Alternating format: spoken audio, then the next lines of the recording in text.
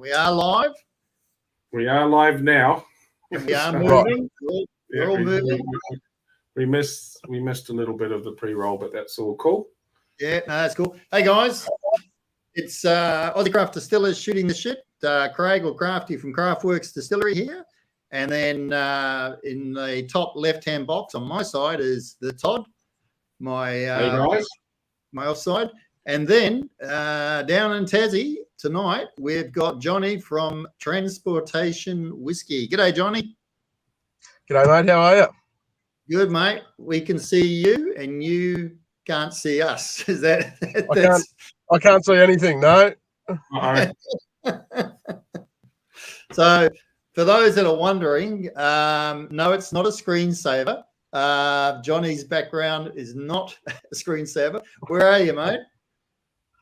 I'm in my car out the front of my boys' last basketball game that's going to start close to 9 o'clock. So I'm here until that starts, and then I'm going to jump out of the car and go watch him. All good. It's all good. That's all good. All right. Well, so Johnny's not drinking. I think that's a pretty safe bet. Yep, definitely. No, that's right.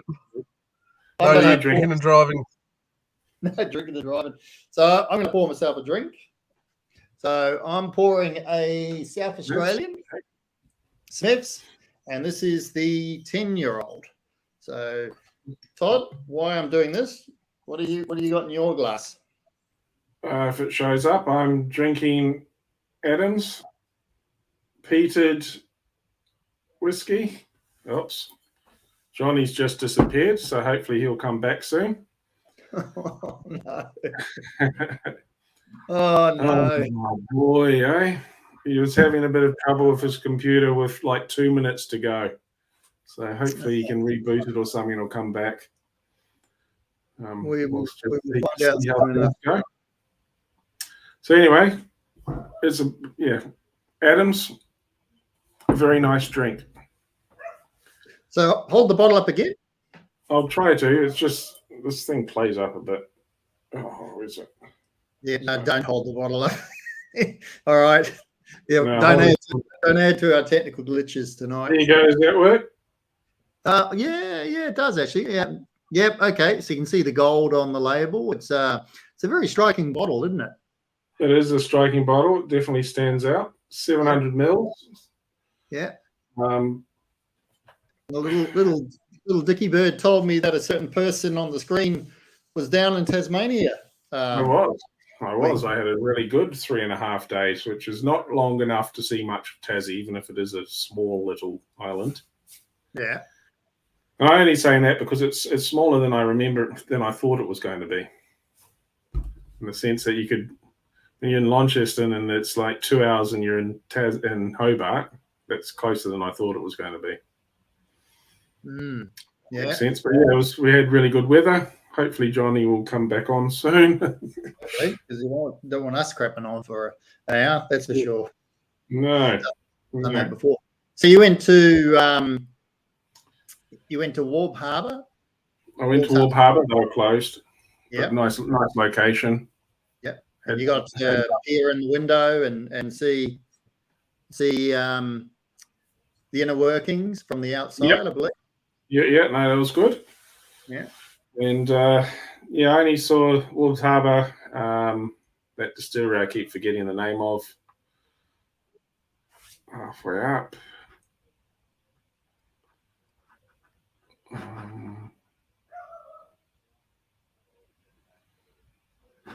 You're trying to get Johnny back on. Sorry, we'll see.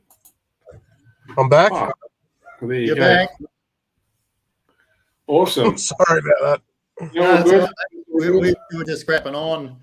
It looks like we're going to crap on for 3/4 of an hour. So, welcome back. Thank God.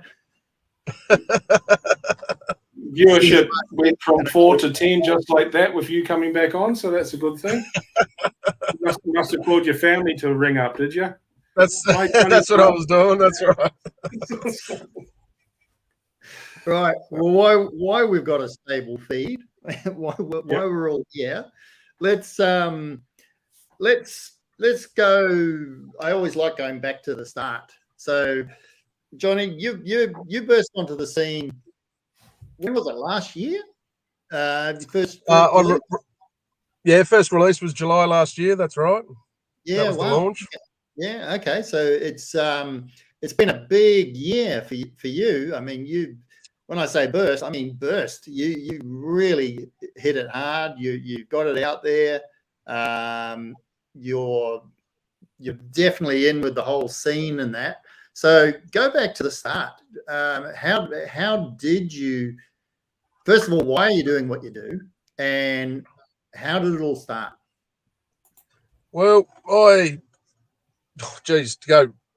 not going all the way back, but I've grown up, with some very much a lot of old Irish culture things around the family, and so when I started drinking whiskey, I naturally moved towards the Irish styles that I liked, and then started getting serious about it and started collecting or buying to drink. But I say collecting, but I was buying to drink.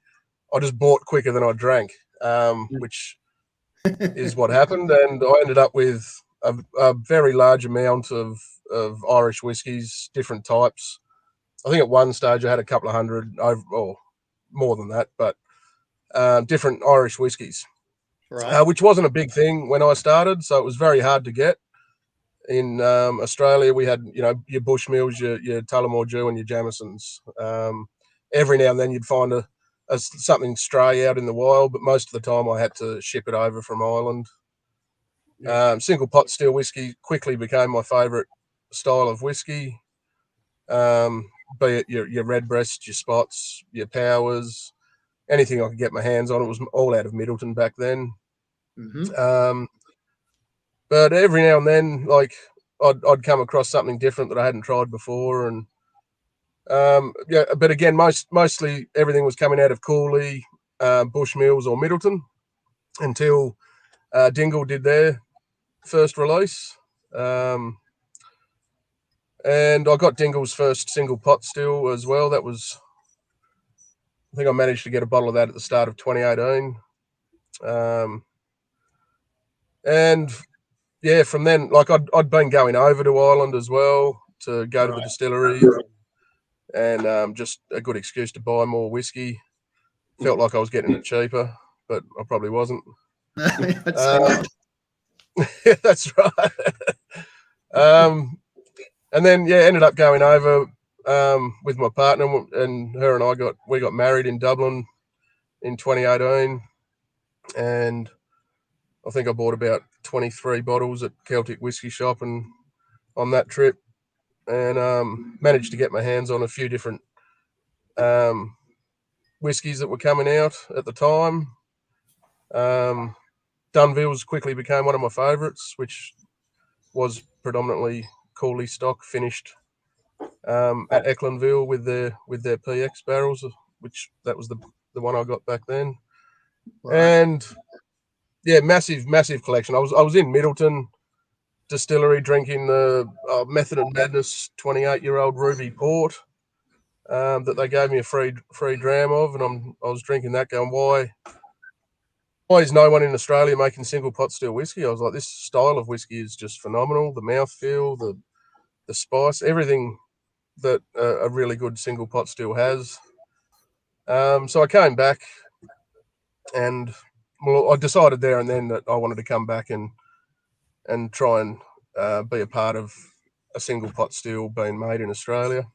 Yeah. So I came back.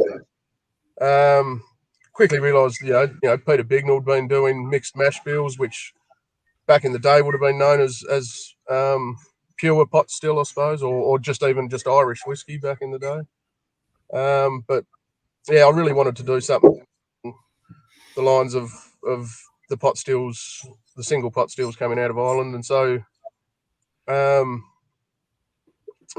with that high content of unmalted barley and the small content of other grains and some malt in there. Yeah. So I got my first job in a distillery. I started out at Sheen originally, where they were triple distilling. I thought that was a good place to start because they were triple distilling single malt. You were working with Damien Mackey, yeah? Well, I went out there to work with Damien Mackey, and when I got out there, he had just left. All right. So, you know, I did all the stuff you do when you start a distillery, just cleaning and more cleaning, basically. Yeah. And then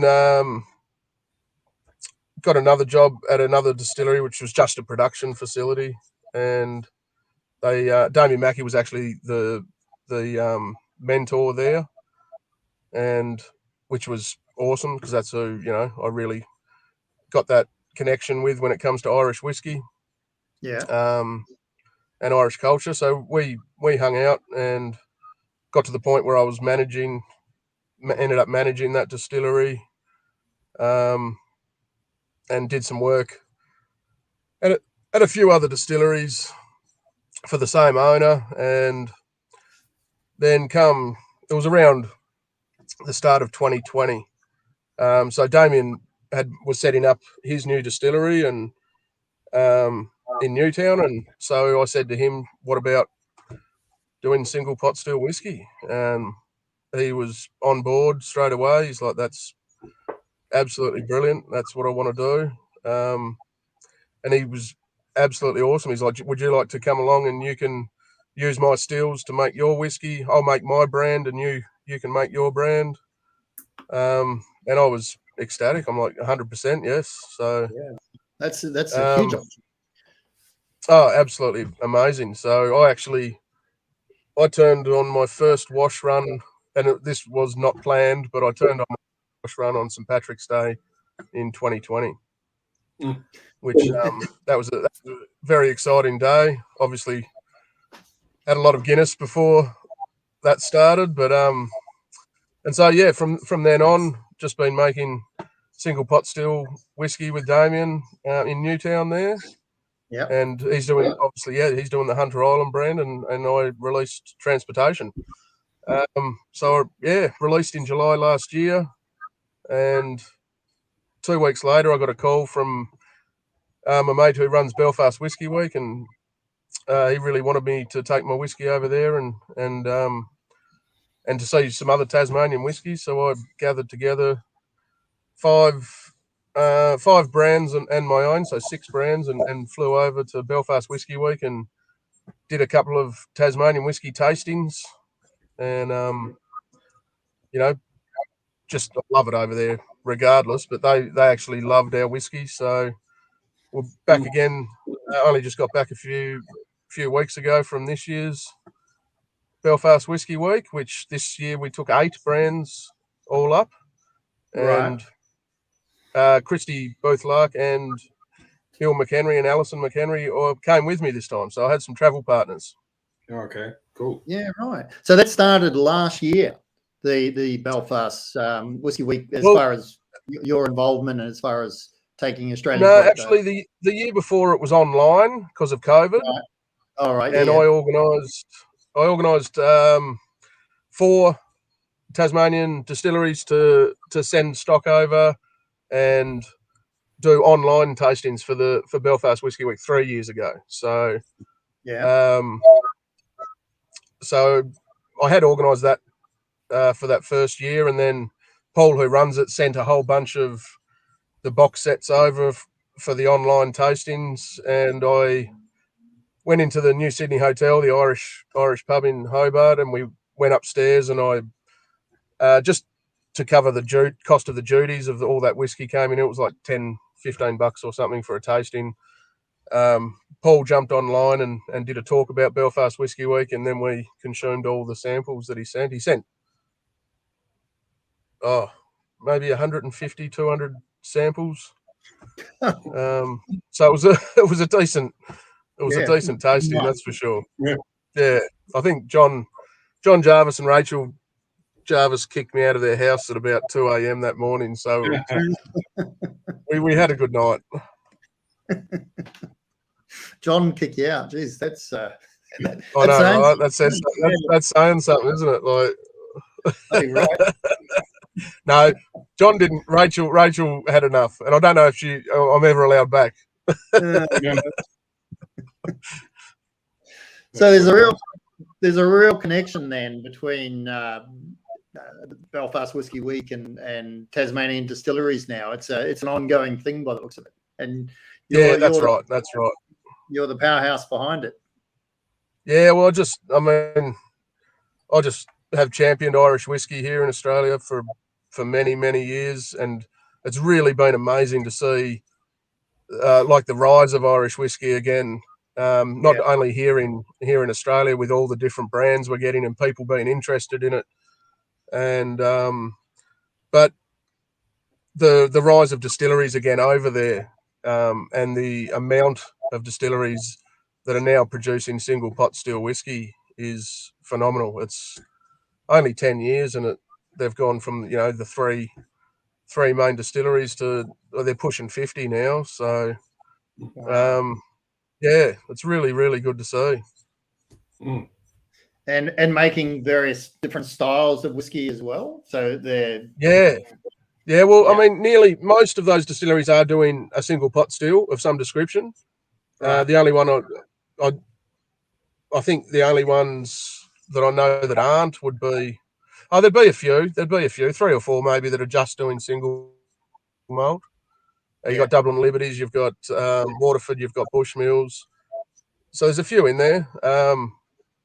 And I'm pretty sure GND and Cooley are still just doing Molten. But yeah, it's amazing to get all these different varieties now, and looking at some of these historical mash bills that Fionnán O'Connor has managed to procure through his amazing study of Irish whiskey history that he's been doing for his doctorate. And yeah, I've actually got quite a few of those, and I've been testing out all these ancient mash bills. Well, we say ancient; it's ancient in the terms of whiskey, I suppose. But historical mash bills is for a better term. But yeah, I've been doing some of those down here, which is really So when you say historical, sort of how many years are you talking? Well, the last mash bill I did was a 1916 mash bill from Old Comber, which they produced a lot of whiskey up in Northern Ireland, up near Belfast. So a 1916 recipe, and I actually took some of that new make over to Bowan Distillery, which make the Whistler brands whiskey and some others, and we got to try side by side, which was really cool because they'd done the same mash bill. They used Planet Barley as well. There's so many differences though. Still sizes, environment, just all kinds of so many variables. But the main body of these two new makes was so similar. There was little nuances, little differences, but the main body was so similar. So that was really exciting. And then we discussed, and we're going to do a collaboration together, Bowan Distillery and Transportation, in the future. So that's going to be fun. Wow. But and it's the same variety. No, it wouldn't be the same variety, would it? Of barley? They were using Planet. Okay. And that's that's what we've been using down here. So it actually was just. Yeah, I mean, we were in Westminster down here for up until only a few years ago, really. So, it was just really cool to look at these new makes, and they've done with Fionnán O'Connor as part of his doctorate. Actually, went along to Bowan and ran all these different historical mash bills, and they released a box set of historical mash bill new make with cards explaining where each one was from and things like that. So. The one before my last one I did was a 1953 Dublin mash bill, which would have been made at Bow Street, and that was great. So it's just amazing to see what even all these small changes of adjunct grains and small changes in your barley and your unmalted barley really can make huge changes with your mouthfeel and your flavors and your textures. It just adds a whole nother element. Like when I was making single malt, you've got variables you can do, but nowhere near what you can do if you're mixing that mash bill and adding other grains. And so I feel it's so much more fun to do. But I definitely love sampling and trying all the different flavors and textures that you get. So when you talk about Irish whiskies, this is just my take on it. At one end of the spectrum, you've got, as you said, like the Jamesons, which is very, very light, and most people, when they think of Irish whiskey, they think of a lighter style. But the other one is chewy, isn't it? Chewy is the word, chewy and spicy. What's with your variation of mash bills? Does it change that characteristic quite a lot? The chewiness. Yeah, very much so. So, I've used like oats as an adjunct grain, which adds a creaminess. So you get that creaminess from an oat. But you also get a bit of an Anzac biscuity flavour coming through that you wouldn't get from barley as much. Right. You also get like with your unmalted barley really is adding like a different viscosity. It adds what they call in Ireland the pot still spice. You get that from the unmalted barley, which, to unseasoned drinkers, I suppose that can be seen they can be confused with a whiskey burn, but it is completely different. It's like, and I won't say it's like a rye spice because that's a different thing as well. But yeah, these textures, and even just in small changes, small amounts, you get a really big difference. So I think I'll be mashing in hopefully next week, I think, with an old mash bill, which is actually running 15% wheat and 5% rye as the adjunct. So something a little bit different. Even the old 1953 mash bill. Fenona was laughing about the fact that there was a mash bill called the 101 percenter, because they chucked 1% of rye in after they'd already got their 100%. Which so I went out to see Peter Bignor and he let me shovel a bucket full of rye out of his shed down there, and I took that in and we just added a small amount of rye in there as well. So and you just this tiny amount, just like 1% can add something. So it's really cool seeing the differences there. And with when you're mashing in with a mixed grain like that, and this is just my curiosity, is there a set way of doing it, a set order as far as? Well, this is the thing, because we're, and there's some really good online chats with Fenone and distillers that have been trying to run these historical mash bills, because a lot of the time they'd say they were using oats as a filter and things like that. So there was reasons why some of these grains were sometimes used. Maybe it wasn't always for textural, maybe it wasn't always for flavour, maybe it was all they could get their hands on, and it might have worked or whatever. So so basically, you can get some big gluey messes, but that's why I no longer clean. I've got the I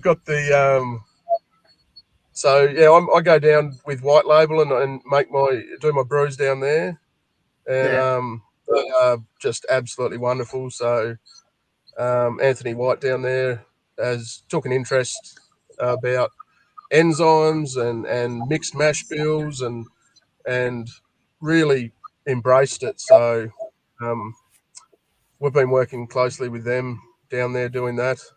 But thankfully, he's never, ever asked me to clean out the mash tun. So I can't. That's one thing I can't comment on. Thankfully. Hopefully, I never do. Right. So you're when you burst on the scene, right? You didn't have a lot of whiskey to start with. And I got on your website and had a look earlier on, and sold out. So Yeah.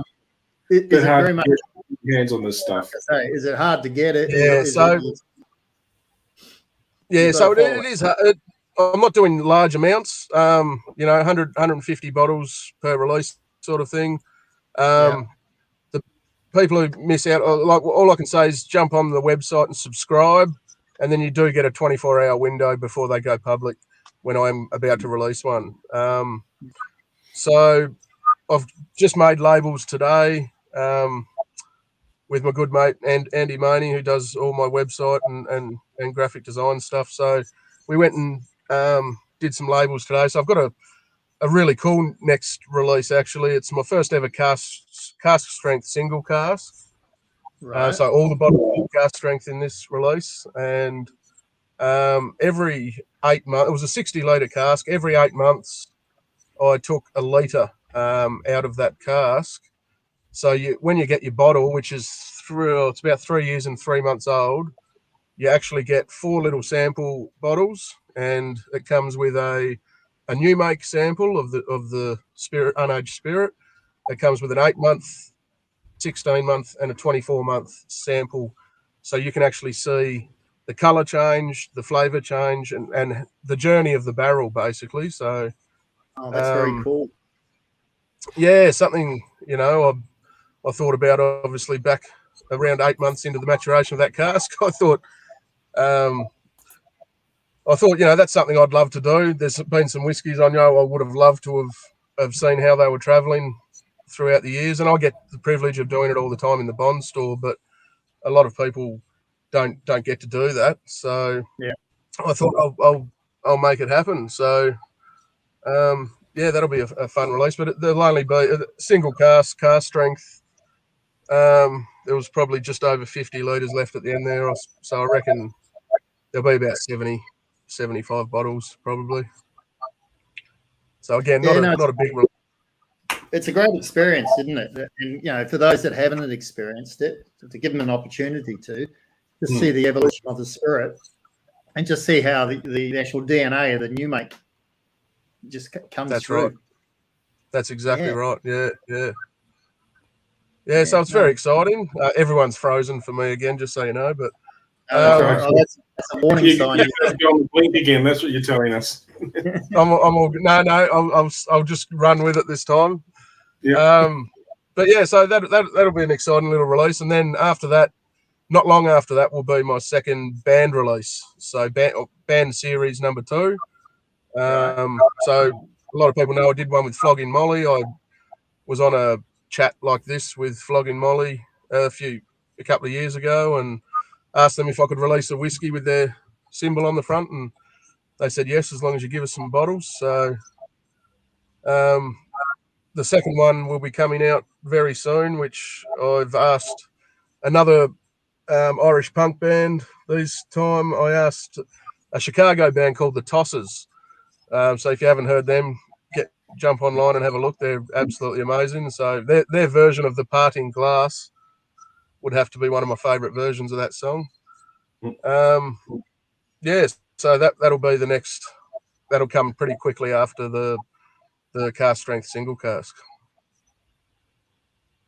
And so, what sort of? You said 3 years. I think you said with one release.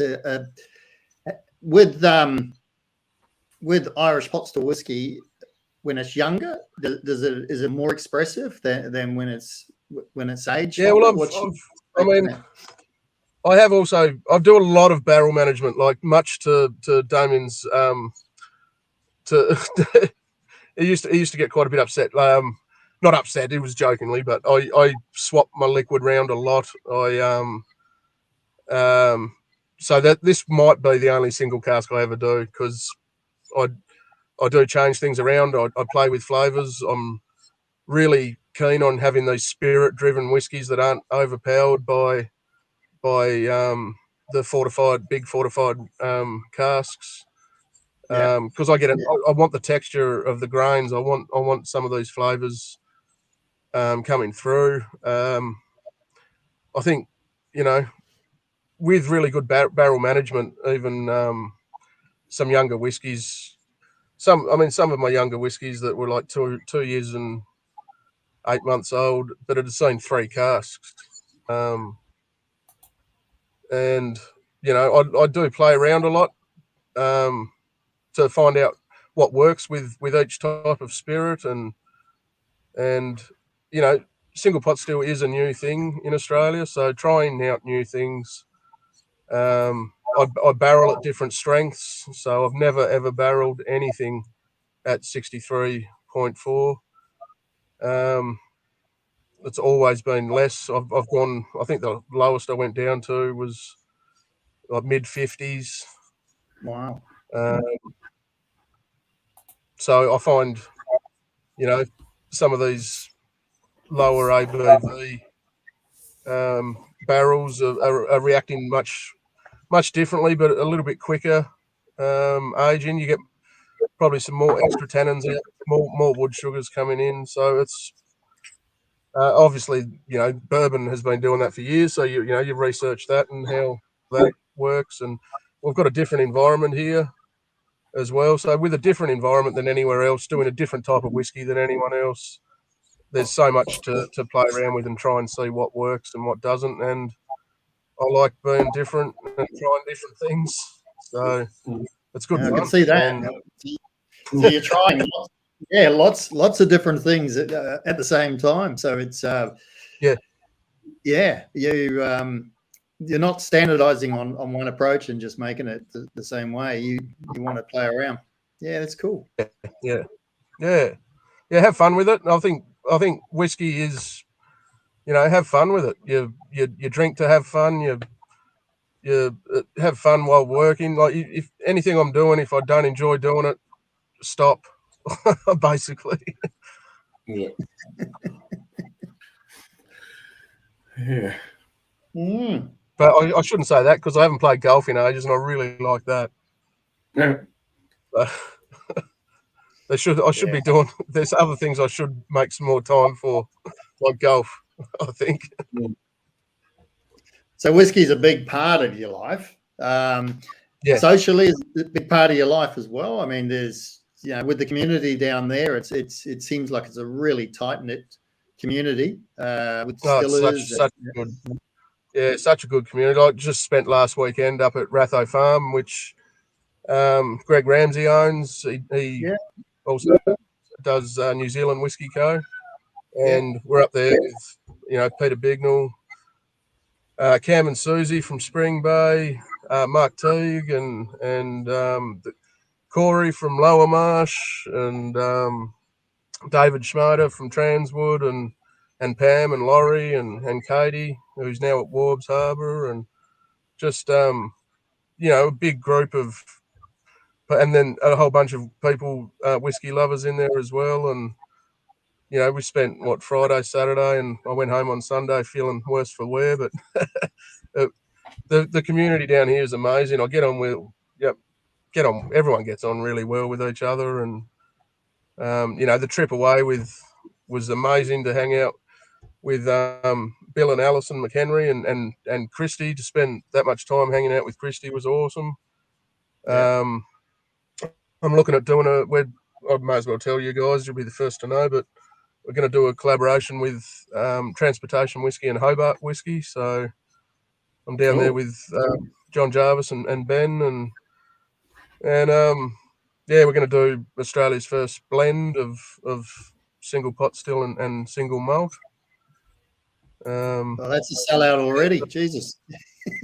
Yeah, I know, right? We're just announced it sold out. Yeah, you want to jump on and subscribe to that website. Subscribe to Hobart Whiskey and Transportation. Yeah, transportation to Hobart, we'll call that one. So it's going to be really good. It's really fun. I love those guys, and love hanging out there and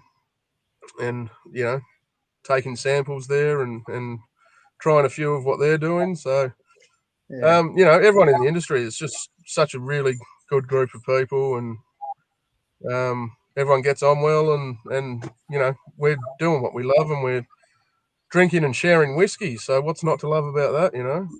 Exactly. Yeah, and people are making their own take on whiskies. All everyone's having a crack at different ways, aren't they? So, which is that's quite right. Yeah, no, that's really cool. So, what with your trip to Belfast this time? What were some of the events that occurred? That what happened in Belfast stays in Belfast. Were there some pretty No, interesting? what we did, Belfast Whiskey Week's a funny one because it runs for about 10 days. So we're not going to say they don't know how many days are in a week, but I'd rather it went for longer. So I'm quite happy with that. Nine or 10 days. By about the 8th or 9th day, you're starting to feel it. It's 4 tastings a day, midday to midnight, with a few Guinnesses in between or before and after. So Tasmania we did all up. I think we did 7 events during the entire thing. Wow. So we did 4 tastings just with Tasmanian whiskey. We did a Tasmanian fine dining dinner where we had some food produce as well as the whiskies. That was in association with the Ulster University as well. We'd also did Cullowen, which is absolutely like one of my favourite brands coming out of Ireland. It's probably might be the smallest distillery, but it's got making the biggest noise. And Brendan Carty, who owns and operates that distillery, actually came down here to Tasmania. He did the opposite of me. I went to Ireland and got inspiration and came back here.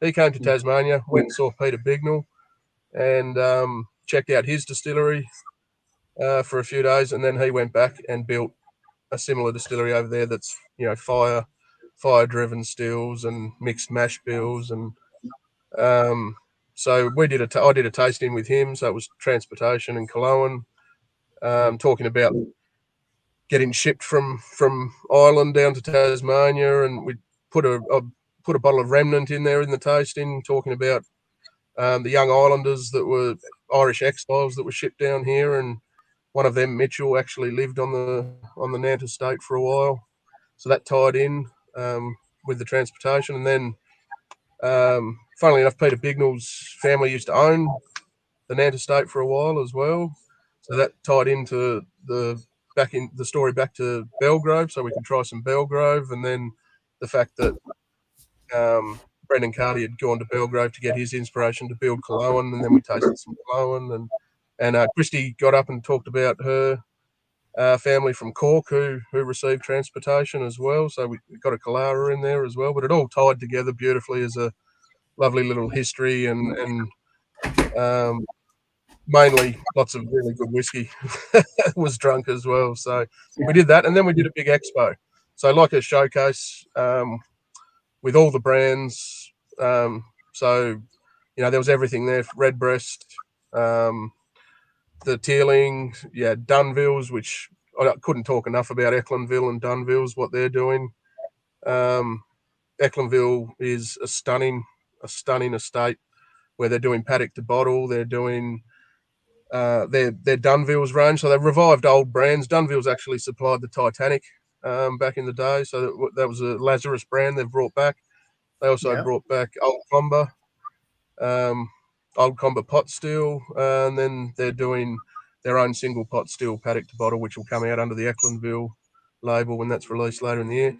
But there was Dublin Liberties. There was McConnell's, which McConnell's distillery they're building at the moment. We went and did the tour of that distillery, which is being built in Crumlin Road Jail in Belfast. So it's amazing. There's all the old stairwell and the stills are running down the middle with all the cells off to the side. So we were doing an expo with all these amazing brands, and our Tassie table was packed out for the whole thing. It was really, really cool. Been such a big fan of Irish whiskies to be in the same room sharing my own whiskey and other Tasmanian brands was just, it was a highlight. It was phenomenal. It was really good. Yeah, be a proud moment, I would imagine. Yeah. Yeah, it really, really was. The only downside to that was I didn't get enough time to go around and drink all the great Irish whiskies that were in the room. That's why I had to bring a few back with me. So. And how were the Tassie whiskies perceived with the general hunters? The response, the response was phenomenal. Absolutely amazing. The online response from people on social medias talking about it and posting up photos. We had an amazing guy over there that does some art, whiskey art, and he actually came over and gave us a picture of each brand that was there. That he signed one of one, and which was awesome. You got to check his stuff out. I'll put a link up on socials to his stuff because that was really cool. Yeah. But the response from the punters was phenomenal. Like we sold, every brand that was there sold whiskey. It was pretty non-stop, actually, to be honest. So, I couldn't have expected a better response from the customers and the punters and the other distillers and the other brands. I love the place. Everyone's out for the crack, and the crack was had. I tell you, it was unreal. It sounds like it'll be the crack next year. It's an ongoing thing, is it? You're looking. Yeah, well, next year we're actually going over. The first one we've got is Cork Whiskey Fest. So I got on really well with Laurie last year, Laurie O'Dwyer, and one of my old nanny Dwyer. So we're probably related. We got on really well, and he ended up starting Cork Whiskey Fest, which ran for the first time in March this year, and blew up and was absolutely amazing. So we're going to go do Cork Whiskey Fest in March. Then we're going to do Whiskey Live in Dublin in May, and then Belfast Whiskey Week again in July, like next year. So I might as well just live there for half the year, I suppose. Yeah. And now we know why you keep selling out, because you're not making anything. You're traveling over the world. Yeah, no, I've got enough time to make some too. So as much as my money will allow, I put down as much as I can. But on an example, for every 100 litres I sell, I'll make 300 to 500 more. So that definitely will keep building the volumes, and I can only do what I can do. I'll get as much down as I can. Yeah. All right. Hey, that's a cool story, and I'm just looking at the clock, and I know you got to jump out fairly shortly, so it's Causeway time. Yep, Causeway. Yep. So awesome. Thank you. Thanks, Johnny. That was really, really cool. I mean, geez, you're a historian, you're a distiller, you're a character, and it's been great. Thanks for spending time with us, and we'll let you go. And you'll have a dram when you get home, I imagine. I definitely will. Thanks very much for having me. Remember meeting Todd up in Canberra there, and you guys are great. What you do, you're obviously really killing it on the scene, and it's good to see. So keep doing what you're doing, and hopefully we get to catch up for a dram. Sounds good. All right, we'll see you around. Look forward to hearing that your son won. Yeah, I will. I'll tell you if they won or not. Yeah. Excellent. Thanks heaps, guys.